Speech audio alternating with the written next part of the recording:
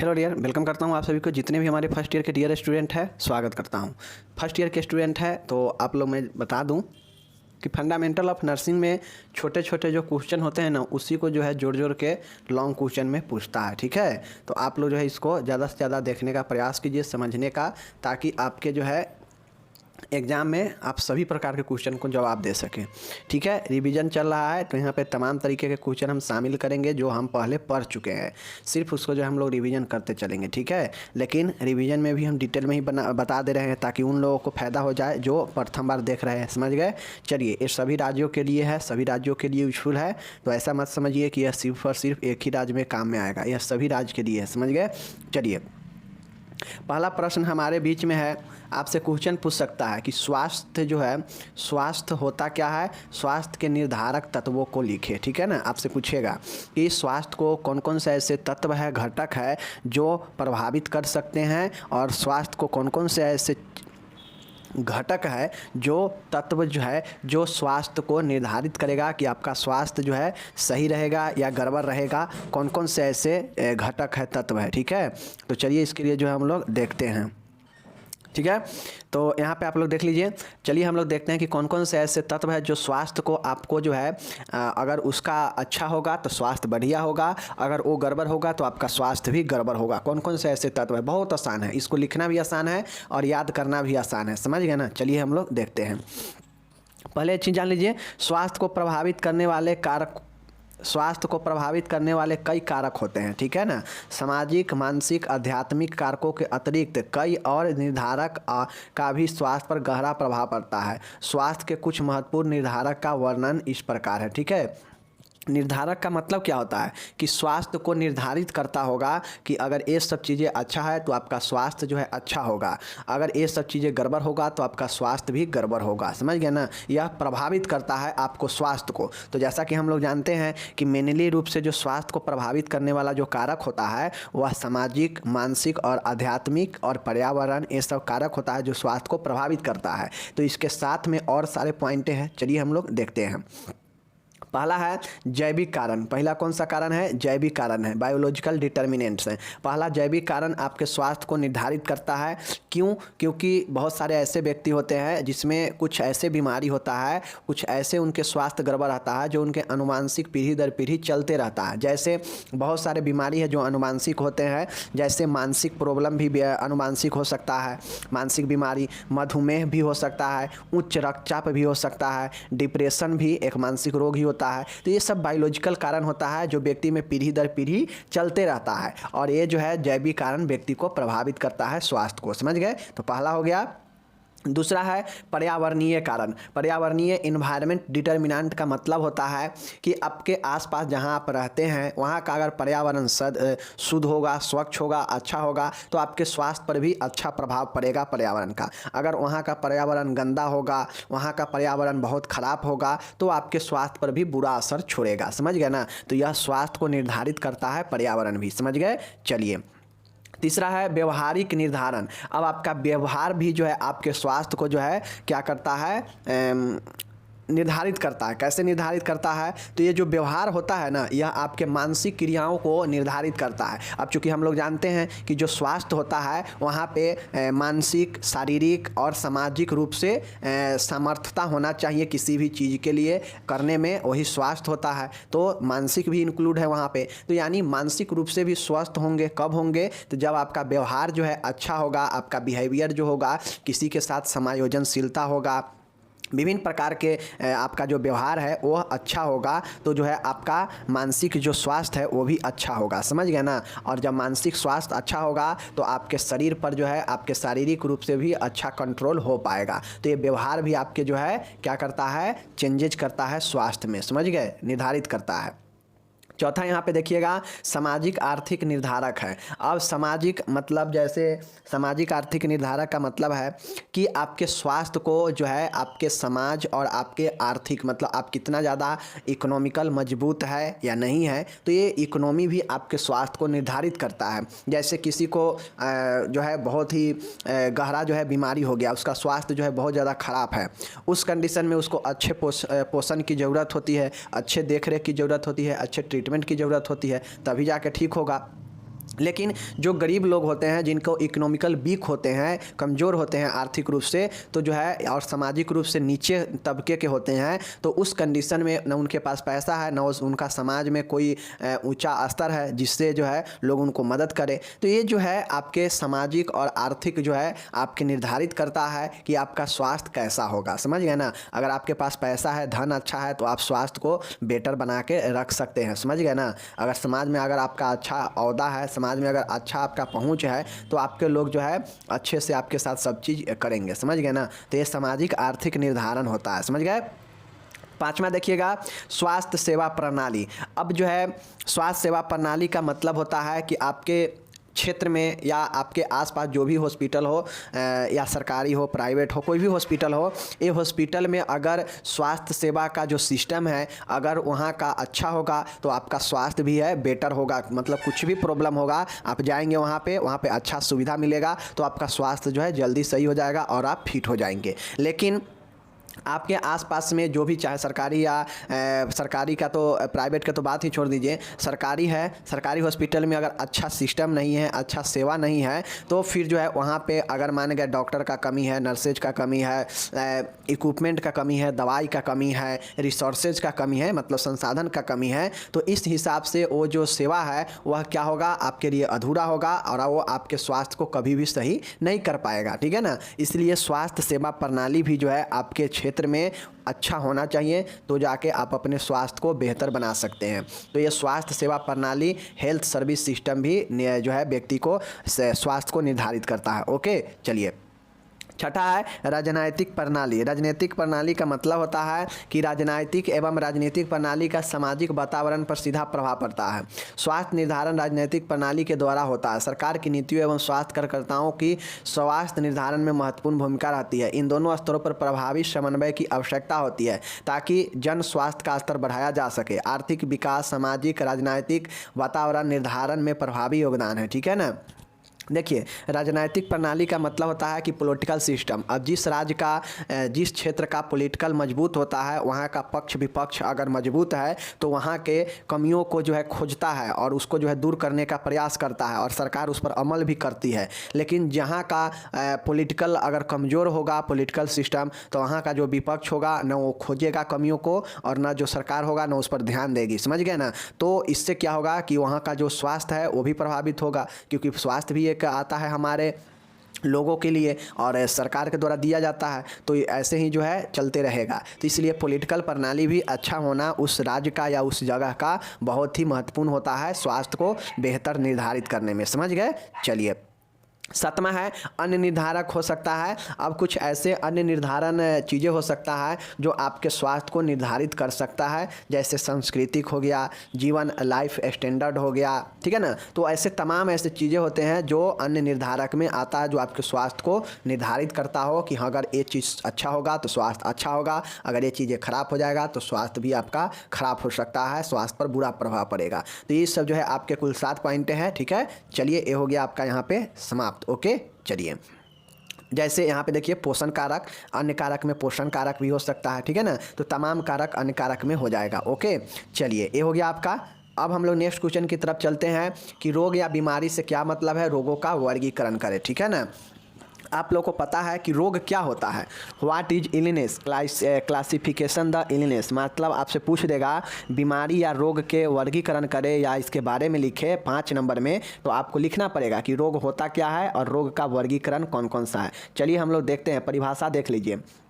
देखिए, एक Webster dictionary ने कहा और एक ऑक्सफोर्ड डिक्शनरी ने कहा, समझ गए। ऑक्सफोर्ड डिक्शनरी तो बहुत चर्चित डिक्शनरी है, ठीक है ना। तो देख लीजिए, ऑक्सफोर्ड डिक्शनरी के अनुसार बीमारी या अस्वस्थता, अस्वस्थता क्या है, मतलब आप जो है जब भी आपका स्वास्थ्य गड़बड़ होता है तो आप अस्वस्थ हो जाते हैं, आपका शरीर का अंग या शरीर जो है काम करने में जो है असमर्थ होने लगता है, समझ गए ना। वो अंग प्रभावित होने लगता है, समझ गए ना, या शरीर प्रभावित होने लगता है, जिससे आपके ज़िंदगी में जो दिनचर्या है वो भी प्रभावित होने लगता है, गड़बड़ी होने लगता है तालमेल में, समझ गए ना।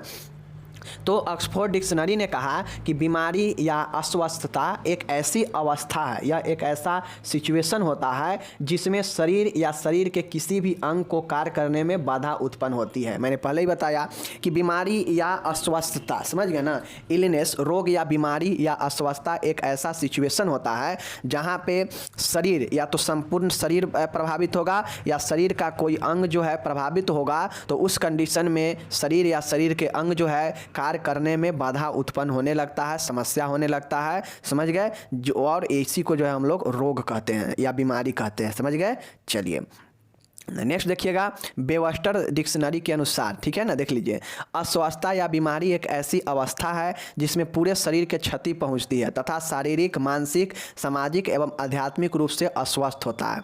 वेबस्टर ने कहा, डिक्शनरी जो वहाँ पे ऑक्सफोर्ड वाला है, तो ऑक्सफोर्ड वाला का बिल्कुल सही है वो, क्योंकि जो बीमारी होता है वह आपके शरीर, संपूर्ण शरीर भी प्रभावित होता है या शरीर के कोई अंग भी प्रभावित होता है, समझ गए ना। अगर संपूर्ण शरीर नहीं प्रभावित हुआ तो शरीर का कोई अंग प्रभावित हो जाएगा, जैसे किडनी खराब होना, लीवर प्रॉब्लम, पेट प्रॉब्लम, ठीक है ना, कान का प्रॉब्लम, सर का प्रॉब्लम। तो ये सब एक स्पेसिफाइड ऑर्गेन है, समझ गए ना, और उसमें कोई प्रॉब्लम होता है तो उसी से रिलेटेड जो है कार्य करने में भी बाधा उत्पन्न होता है। तो ये तो ऑक्सफोर्ड ने कहा। लेकिन वेबस्टर ने कहा, वेबस्टर जो डिक्शनरी है, इन्होंने कहा कि यह भी एक अस्वस्थता है। अस्वस्थता या बीमारी भी एक प्रकार से अवस्था ही है, सिचुएशन ही है, जिसमें संपूर्ण शरीर को क्षति पहुंचता है, मतलब लॉस होता है, तथा व्यक्ति शारीरिक रूप से, मानसिक रूप से, सामाजिक रूप से और आध्यात्मिक रूप से अस्वस्थ रहता है, समझ गए, बाधित होता है। और वही जो है वेबस्टर ने कहा, समझ गए ना। चलिए समझ गए। चलिए ये रोग का बारे में समझ गए आप लोग, देख लीजिए। अब बीमारी का वर्गीकरण देखिए, बीमारी का जो वर्गीकरण है ओनली 2 पार्ट में किया गया है, ओनली 2 पार्ट में इसका वर्गीकरण। रोग या बीमारी को अवस्थाओं को 2 प्रकार से बांटा गया है, ठीक है, देख लीजिए, ठीक है। चलिए यहाँ पे देखिए, इसको 2 भागों में मात्र बांटा गया है। पहला है, एक है एक्यूट इलनेस और एक है क्रोनिक इलनेस। जब आप सेकेंड ईयर में जाएंगे तो ये एक्यूट और क्रोनिक बहुत देखने को मिलेगा, ठीक है ना, सब बीमारी समय एक्यूट क्रोनिक आता है। एक्यूट वो बीमारी होता है जो कम समय के लिए होता है लेकिन अचानक से उत्पन्न होने वाला होता है, समझ गए ना, तो ये जो है एक्यूट होता है। लेकिन जो क्रोनिक किसी में होता है प्रॉब्लम, तो वो बीमारी लंबे समय से चले आ रहा होता है, वर्षों लगता है, 10 साल, 20 साल, साल भर, 2 साल, 4 साल, तो ये जो है क्रोनिक में आता है, समझ गए। अगर कोई व्यक्ति किसी बीमारी से अचानक पीड़ित हुआ हो या अचानक से उत्पन्न हुआ हो तो एक्यूट होता है, समझ गए ना। और यह तेज़ी से उत्पन्न होने वाला अस्वस्थता होता है जिसमें व्यक्ति जो है कुछ समय के लिए जो है प्रभावित होता है, समझ गए ना। ये बीमारी कम समय के लिए होती है, इसके लक्षण बड़ी ही तीव्रता के साथ दिखाई देने लगते हैं और बड़ी तीव्रता के साथ भी खत्म हो जाता है। जो एक्यूट होता है, जो कम समय वाला बीमारी होता है, वह अचानक से व्यक्ति पर हमला होता है और वह जो है बड़ा तेज़ी से वो लक्षण भी दिखाई दे देता है और बहुत जल्दी ये ख़त्म भी हो जाता है, एक्यूट वाला, समझ गए ना। उसके बाद जो जीर्ण है, क्रोनिक वाला है, तो ये क्रोनिक वाला जो होता है यह धीरे धीरे शरीर में प्रभावित करता है, शरीर को अस्वस्थ करता है, जिससे व्यक्ति का कार्य प्रभावित होता है और इसका लक्षण भी जो है जल्दी नहीं दिखता है और यह जो है कम से कम 6 महीने से ज़्यादा समय लगता है और यह क्रोनिक समय होता है, क्रोनिक इलनेस होता है। तो बीमारी के वर्गीकरण देख लिए कि 2 प्रकार से बीमारी मनुष्य में रहता है, समझ गए। चलिए हो गया। अब नेक्स्ट क्वेश्चन यहाँ पे बनता है कि रोग या बीमारी के कारण क्या होता है, बीमारी में व्यक्ति के कौन कौन से लक्षण होते हैं। अगर लॉन्ग में क्वेश्चन पूछेगा तो कहेगा कि रोग होता क्या है, रोग का वर्गीकरण करें, रोग का क्या कारण है, ठीक है ना, और बीमार व्यक्ति के कौन कौन से लक्षण होते हैं, या यूँ कहा जाए कि रोगियों का कौन कौन से लक्षण होते हैं बताइए। तो 10 नंबर में ऐसे पूछेगा और अलग अलग पूछेगा तो लिख दीजिएगा। चलिए हम लोग रोग का कारण देखते हैं। देख लीजिए, ये जो हम लोग यहाँ पे जो रोग के कारण देख रहे हैं ना, यहाँ पे ये जो 3 कारण, रोग, किसी भी रोग के उत्पन्न होने में ये 3 कारण होता ही है, समझ गए ना। ये 3 कारण के बिना जो है आपके रोग उत्पन्न नहीं होता है, समझ गए ना। तो ये जो है 3 कारण, जब 3 कारण में से कोई भी एक कारण अगर अनुपस्थित होगा तो फिर किसी भी व्यक्ति में रोग उत्पन्न नहीं होता है। तो ये तीनों कारण होने के बाद ही किसी में रोग उत्पन्न होता है। पहला कारण परपोषी यानी होस्ट, आयु, प्रतिरक्षा, अनुवांशिकता, पोषण, ये सब जो है परपोषी होता है, होस्ट होता है। जो व्यक्ति में जो है नहीं होगा तो ये रोग नहीं होगा, समझ गए। चलिए नेक्स्ट देखिए, यहाँ पे तीसरा है वातावरण। अब आपके आसपास कैसा वातावरण है, ये वातावरण भी बहुत बड़ा कारण निभाता है किसी के रोग उत्पन्न होने में। जैसे भौतिक वातावरण, जीव विज्ञान वातावरण, मनोवैज्ञानिक वातावरण, सामाजिक वातावरण, ये सब वातावरण होता है जिसके कारण रोग उत्पन्न होता है। समझ गए? तो पहला क्या देखे? प्रपोषी देखे, समझ गए? दूसरा वातावरण देखे हैं, और तीसरा रोग कारक देखे हैं। समझ गए ना? रोग कारक मतलब रोग उत्पन्न करने वाला कुछ कारण होते हैं, जैसे बैक्टीरिया, वायरस, ठीक है ना, बैक्टीरिया, वायरस, ठीक है ना, उसके बाद है आपका फंगस, प्रोटोजोआ, समझ गए ना। तो ये सब जो है रोग कारक होता है, जो अंदर प्रवेश करके शरीर में रोग को उत्पन्न करता है। समझ गए? तो ये जो है 3 होता है जो जिसके कारण रोग उत्पन्न होता है। समझ गए ना? समझ गए?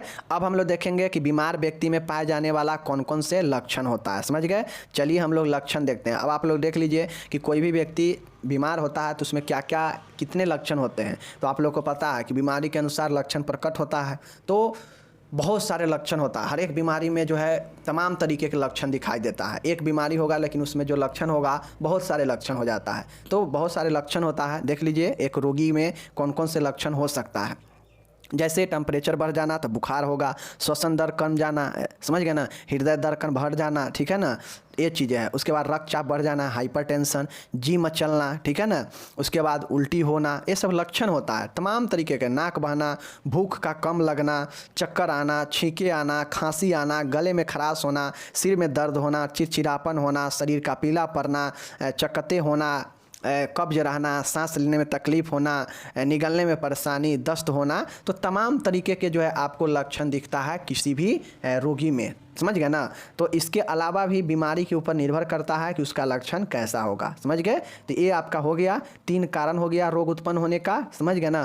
परपोषी, रोग कारक और वातावरण, तीनों कारक हो गया रोग उत्पन्न होने का। और बाकी लक्षण यहाँ पे हो गया। रोग कितने प्रकार के? 2 प्रकार के, एक्यूट और क्रॉनिक। समझ गए?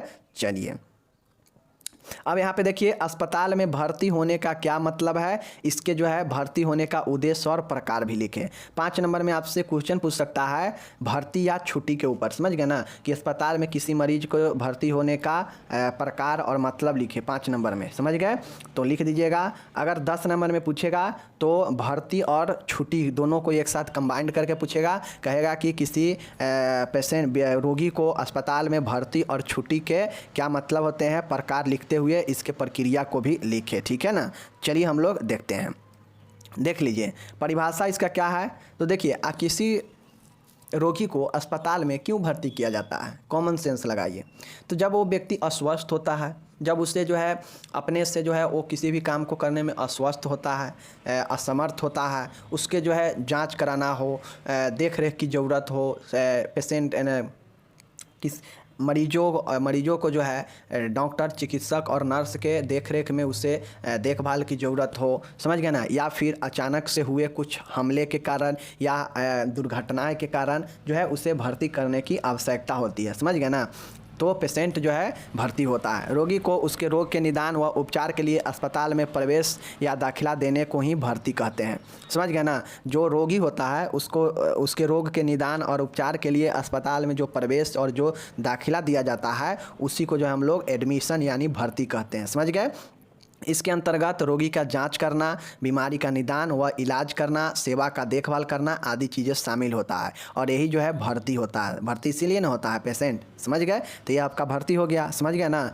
चलिए अब इसका उद्देश्य क्या होता है, भाई भर्ती क्यों किया जाता है पेशेंट को अस्पताल में, तो इस चीज़ को आप नहीं लिखेंगे। उद्देश्य का मतलब क्या कि आपसे पूछ रहा है कि ये क्यों भर्ती किया जाता है, किसी भी पेशेंट का भर्ती करने का क्या मतलब है। तो यहाँ पे उद्देश्य पूछ रहा है, तो आपसे जितना लिखने का पार लगेगा 5 से 10 लाइन 15 लाइन जितना लिखा सकता है लिख सकते हैं। जैसे पेशेंट को जाँच करना, निदान करना, ठीक है, पेशेंट को उचित देखभाल प्रदान करना, उचित वातावरण तैयार करना, ठीक है ना, पेशेंट के जो है संपूर्ण चिकित्सीय देखभाल प्रदान करने में, नर्स मरीज के बीच संबंध स्थापित करने में, आरामदायक वातावरण प्रदान करने में, रिपोर्ट का निरीक्षण लगातार करने के लिए, ठीक है ना, मरीजों को संक्रामक यानी आइसोलेशन के लिए, समझ गए ना, समझ गए, उचित देखभाल परिवर्तन उसके स्वास्थ्य को बेहतर बनाने के लिए, समझ गए, तमाम चीज़ें सर्जरी के लिए, ये सारे चीज़ों के लिए भर्ती किया जाता है। तो सारा चीज़ को जो है हम लोग यहाँ पे लिख देंगे। तो ये इसका उद्देश्य हो गया। ओके, चलिए अब हम लोग यहाँ पे भर्ती का प्रकार देख रहे हैं कि भर्ती का कौन कौन सा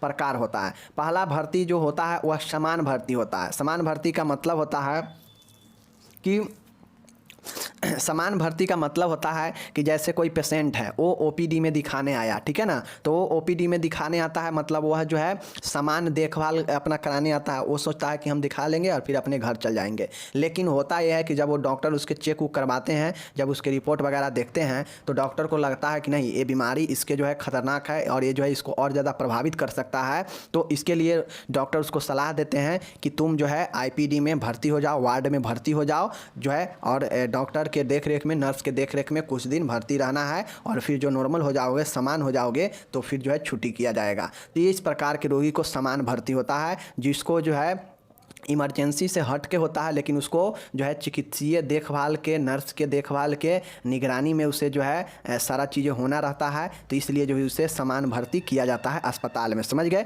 या किसी को प्री प्लानेड सर्जरी करना हो, पहले से योजना बनाया हो सर्जरी के लिए, तो उसके लिए भर्ती किया जाता है, समझ गए ना। तो ये सब जो है समान भर्ती रूटीन एडमिशन होता है, समझ गए। चलिए, जैसे किसी को डायबिटीज़ के कारण बहुत ज़्यादा दिक्कत आने लगा है, अस्थमा है, हाइपरटेंशन है, तो इस कंडीशन में जो उसको इलाज होता है वो जो है समान भर्ती से किया जाता है, समझ गए।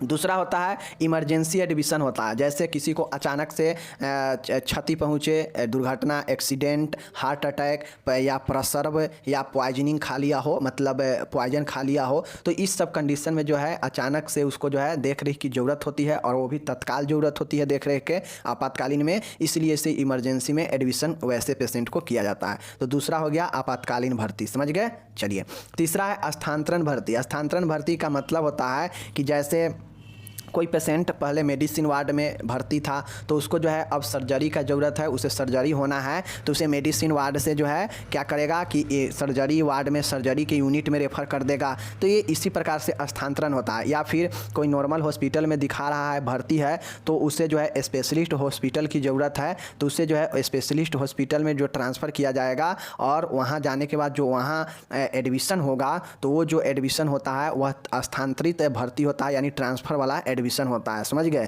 तो ये जो है आपका 3 तरीका से भर्ती किया जाता है, समझ गए।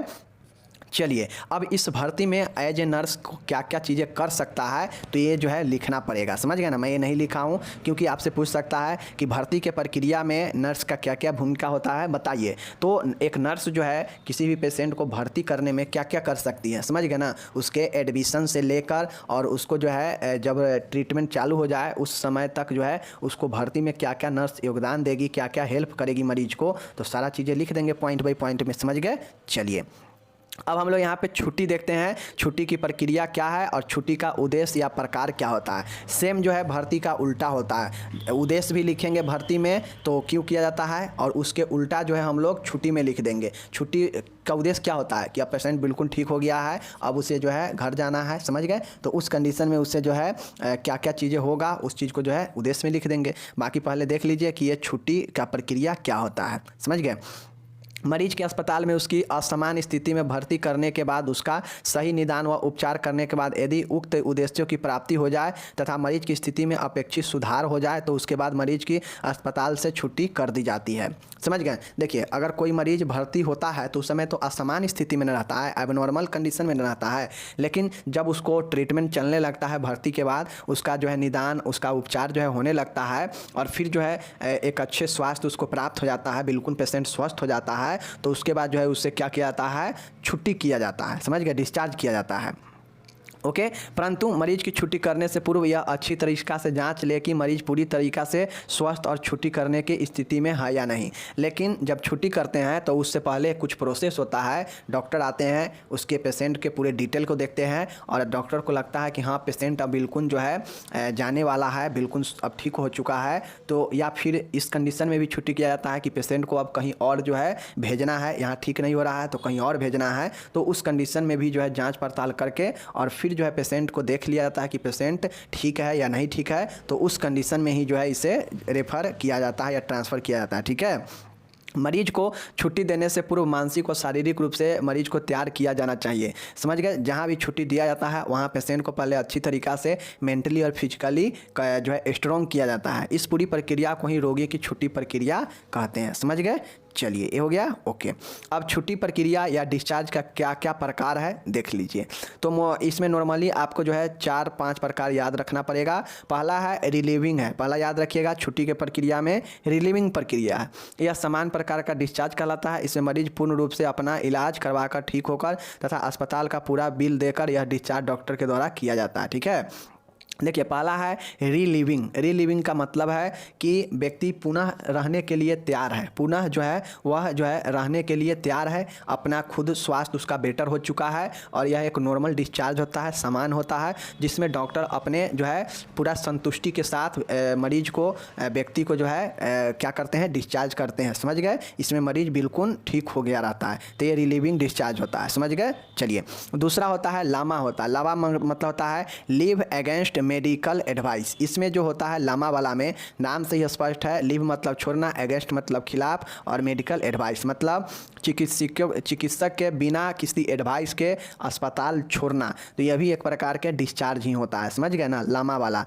चिकित्सक के सलाह के विपरीत काम करना। अब देखते होइएगा कुछ ऐसे पेशेंट और उसके घर वाले होते हैं जो अस्पताल में रहते रहते 2-4 दिन रहने के बाद जो है वो काफ़ी ज़्यादा जो है परेशान होने लगता है, इरिटेट होने लगता है, बार बार जो है खुद से इधर उधर भागने लगेगा। तो इस कंडीशन में जो मरीज होता है या उसके जो परिजन होते हैं वह खुद से जो है बिना किसी नर्स को बिना किसी डॉक्टर को बताए खुद से जो है अस्पताल छोड़कर चले जाते हैं। समझ गए, और जो है तो ये जो है आपका वह जाना चाहता है, समझ गए, बिना किसी अति का। तो इस कंडीशन में जब पेशेंट ऐसा करे, वह जाने लगे बिना किसी डॉक्टर के सलाह के, तो फिर जो है वहाँ पे क्या करना चाहिए कि एक लेटर पर हस्ताक्षर करवाना चाहिए उसके परिजन से और उस पेशेंट से, और परेशानी लिख देना चाहिए कि हाँ ये पेशेंट है, फिर भी जो है पेशेंट जा रहा है हॉस्पिटल छोड़ के बिना किसी सलाह के। समझ गए ना, और इस कंडीशन में चूँकि इसके बाद जो है मरीज खुद जिम्मेदारी होगा अगर कुछ होगा तो ये होता है लामा, यानी चिकित्सक के विरुद्ध में जो है चिकित्सकों के सलाह के विरुद्ध जाना। समझ गए, चलिए दूसरा है निवेदन पर छुट्टी। अब निवेदन पर छुट्टी का मतलब है कि कभी कभी जो है डिस्चार्ज में अगर लेट होता है तो जो मरीज होता है या जो उसके परिजन होते हैं वह डॉक्टरों के जो है चिकित्सक से क्या करते हैं, निवेदन करते हैं, निवेदन रिक्वेस्ट करते हैं कि मुझे जो है अब यहाँ से छुट्टी किया जाए।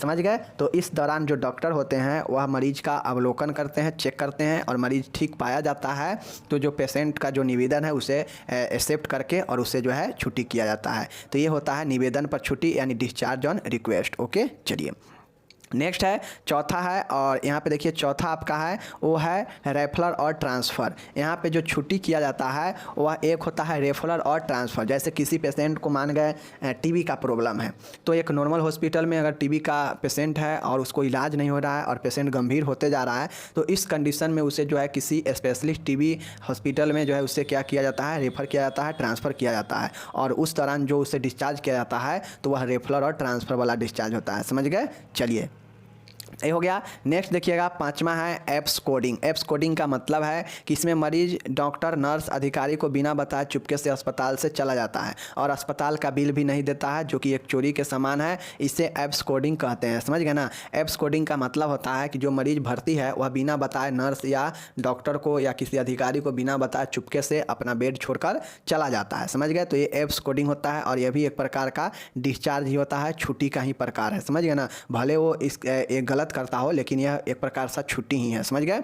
छठा देखिएगा मृत्यु है। मृत्यु का मतलब होता है कि रोगी गंभीर स्थिति में अस्पताल में भर्ती होता है परंतु इसे उपचार व देखभाल के बाद भी ठीक नहीं हो पाता है और उसकी स्थिति के कारण मृत्यु हो जाता है, तो यह स्वाभाविक है कि उसका डिस्चार्ज किया जाता है। समझ गए, और यह भी मृत्यु भी एक प्रकार के क्या है, छुट्टी ही है। समझ गए ना, जिसमें मरीज गंभीर स्थिति में भर्ती होता है, उसका इलाज भी चला लेकिन वह ठीक नहीं हुआ और वह व्यक्ति का डेथ हो जाता है, तो वह ऑटोमेटिक से जो है उसे डिस्चार्ज करना ही पड़ता है। समझ गए ना, तो ये जो है छठा जो है हो जाता है आपका मृत्यु। समझ गए, तो आप लोग समझ गए, रिलीविंग था, निवेदन पर था, समझ गए ना, लामा था, उसके बाद था एप्स कोडिंग था और मृत्यु है। समझ गए, ये सब जो है आपका छुट्टी का प्रकार है। समझ गए, और इसी प्रकार से छुट्टी के प्रक्रिया में एज ए नर्स क्या क्या चीज़ें हो सकता है, कैसे डॉक्यूमेंट बनता है, कैसे चेक होता है, मरीज और परिजनों को क्या क्या चीज़ें बताकर भेजेंगे, तो ये सारा चीज़ें जो है नर्स को छुट्टी के लिए लिखते हैं भूमिका। समझ गए, जो कि इसके बाद लिखेंगे। समझ गए, बाकी छुट्टी क्या होता है, छुट्टी का क्या प्रकार है, छुट्टी का क्या उद्देश्य होता है, ये सारे चीज़ें आप लोग लिख दीजिएगा। समझ गए।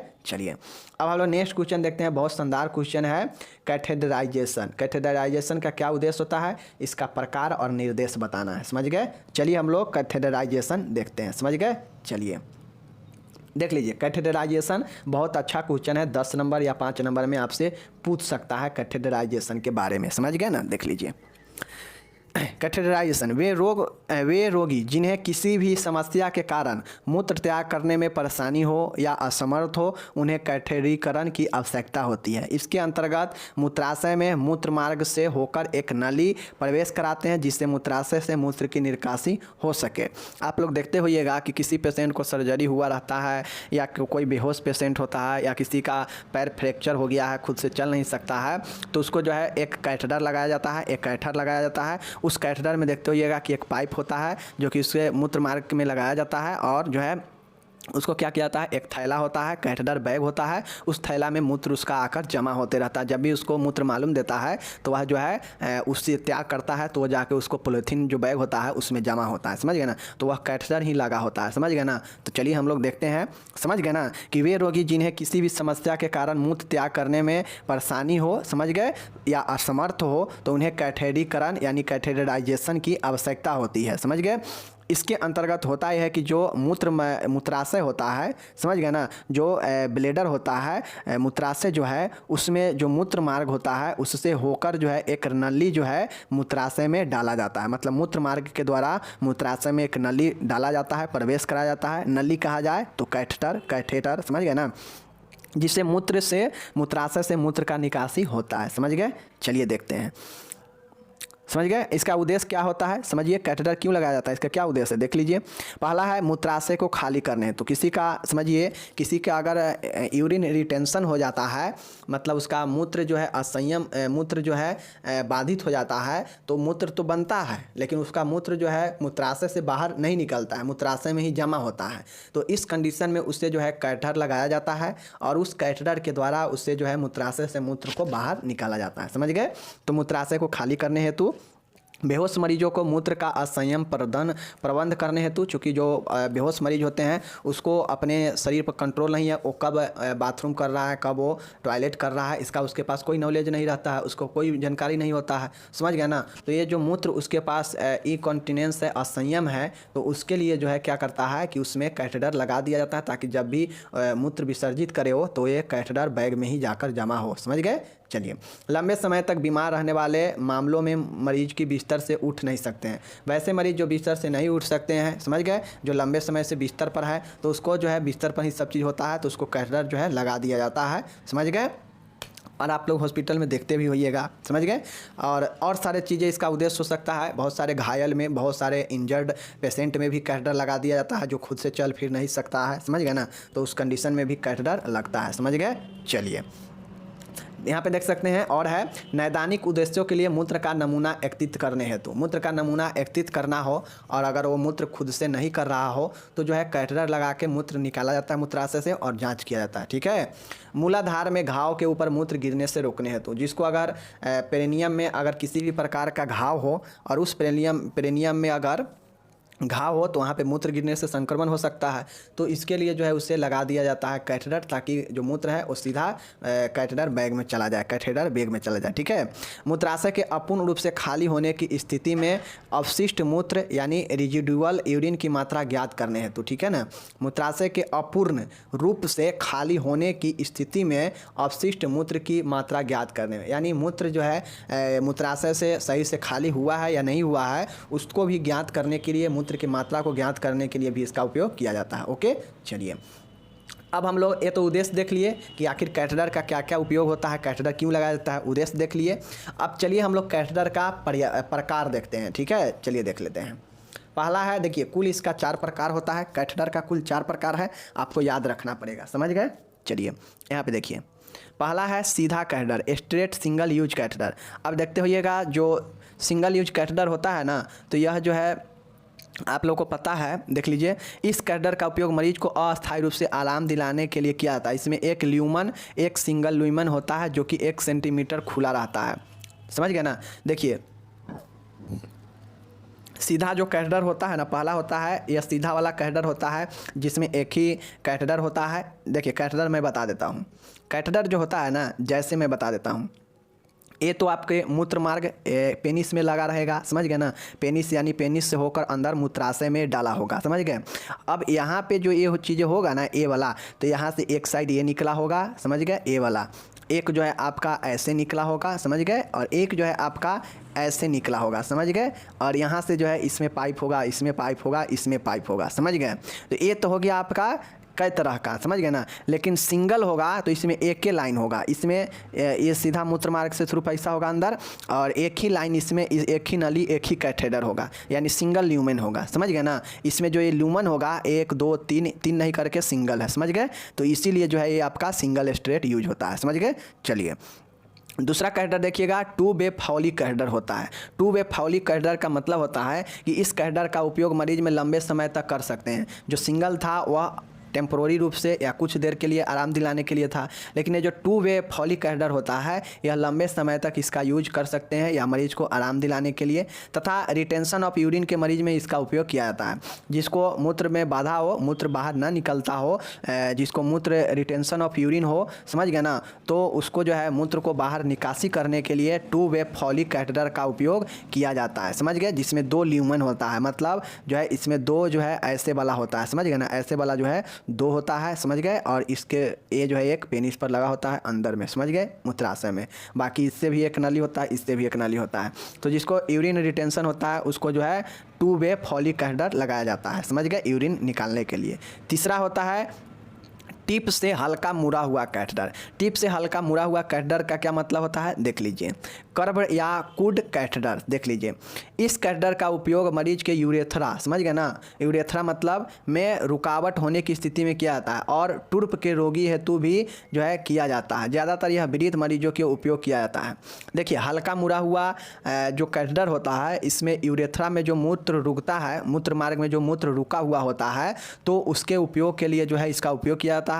और साथ में टुर्प के जो रोगी होते हैं उसमें भी जो है इसका उपयोग किया जाता है, और यह ज़्यादातर वृद्ध व्यक्तियों में लगाया जाता है। कौन सा, हल्का मुड़ा हुआ कैथेटर, समझ गए ना, टिप के समान होता है। ओके चलिए चौथा देखिएगा, 3 वे फाउली कैथेटर। अब पहले ही मैंने बताया कि 2 वे सिंगल, 2 वे 3 वे, समझ गए, और एक हल्का मुड़ा हुआ टिप के समान, 4 गो है, समझ गए ना। चलिए यहाँ पे देख लीजिए, यहाँ पे देख लीजिए 3 वे फाउली कैथेटर, इसे रिटेंशन कैथेटर भी कहते हैं। इसमें 2 या 3 ल्यूमेन होता है। मैंने पहले ही बताया कि ये जो है मूत्र मार्ग में लगा हुआ है, समझ गए, मूत्र मार्ग में अंदर पेनिस के द्वारा जो है सीसन के द्वारा अंदर मूत्राशय में डाला गया है। और यहाँ पे जो बाहर एक जो निकला हुआ है रबर के समान जो होता है, इससे जो है 3 नली होगा, इससे 3 नली होगा, और इस सबसे जो है आप अलग अलग जोड़ सकते हैं पाइप को। तो ये जो होता है यह 3 वे होता है, जिसमें 2 या 3 ल्यूमेन होता है, समझ गए। चलिए एक ल्यूमेन से मूत्र निकालकर कैथेटर बैग में एकत्रित होता है, समझ गए, वही चीज़ है। दूसरा ल्यूमेन से कैथेटर नली अंदर टिकी रहती है। दूसरा जो ल्यूमेन होता है उससे जो होता है कैथेटर जो होता है अंदर की तरफ नली में टिका होता है। और तीसरा ल्यूमेन कोई दवा डालने या ब्लेडर को धोने में काम में आता है, समझ गए ना। पहला तो हो गया कि मूत्र को निकालने में, समझ गए ना, ये कैथेटर बैग में, समझ गए ना। दूसरा है ल्यूमेन का उपयोग होता है कि अंदर जो है वो क्या करता है, टिका के रखता है, किसको, अंदर जो है नली को टिकने से जो है टिका कर रखता है, मतलब अच्छा से सेव करके रखता है। तीसरा ल्यूमेन जो होता है किसी दवा डालने या फिर जो है ब्लेडर को धोने के लिए काम में आता है, समझ गए ना। तो ये चीज़ें हो गया, समझ गए। चलिए इसका जनरल इंस्ट्रक्शन क्या होता है, किसी को कैथेटर लगाना है तो उसका जनरल इंस्ट्रक्शन क्या है, देख लीजिए। कैथेडीकरण चिकित्सा आदेश पर ही करें, जब डॉक्टर कहे तभी। कैथेडीकरण के दौरान विसंक्रमित तकनीकों का उपयोग करें ताकि कोई संक्रमण अंदर प्रवेश न करे, समझ गए। तीसरा है अधिक आवश्यकता पड़ने पर ही कैथेडीकरण करें। पहले तो जो है उसे दवाई वगैरह देकर कोशिश करते हैं कि इसके मूत्र को जो है निकाला जाए, समझ गए ना। लेकिन अगर ना होता है तो जाके कैथेडीकरण, कैथेडराइजेशन किया जाता है। नेक्स्ट है कैथेडीकरण के पश्चात मरीज की मूलाधारीय पेरिनियम देखभाल करना चाहिए, समझ गए। उसके बाद है सदैव उपयुक्त प्रकाश व्यवस्था में ही कैथेटर डालें। कैथेटर डालते समय बहुत ज़्यादा दर्द होता है, तो इससे जो है आप लोग बहुत ज़्यादा देखभाल करके और प्रकाश में ही डालना चाहिए, ठीक है। नेक्स्ट देखिए, कैथेटर डालते वक्त कभी ताकत या जोर नहीं डालना चाहिए, चूँकि कैथेटर जो होता है वह डायरेक्टली जो है आपके पेनिस में डाला जाता है, समझ गए ना। तो उस कंडीशन में जो है फिर दिक्कत होता है, समझ गए। बच्चों पेनिस में डाला जाता है पुरुषों को या महिलाओं को वैजिना में। बच्चों, गर्भवती महिला, अचेतन मरीजों एवं पुरुषों में सदैव रबर के कैथेटर का उपयोग करना चाहिए। रबर के बने हुए कैथेटर का ही उपयोग करना चाहिए, समझ गए, ताकि ये जो है दिक्कत ना हो। और लगाने से पहले अच्छे तरीक़ा से सारे सिचुएशन को देख परख के ही कैथेटर का लगाया जाता है, कैथेटराइजेशन किया जाता है, समझ गए। चलिए, और आस्ते आस्ते जो है अंदर डालते हैं कैथेटर का, समझ गए ना। तो ये हो गया आपका, समझ गए। क्वेश्चन हम यहीं पर एंड करते हैं। हाथ धोने को हम लोग आगे करेंगे, चूँकि वीडियो बड़ा हो गया है, समझ गए। धन्यवाद।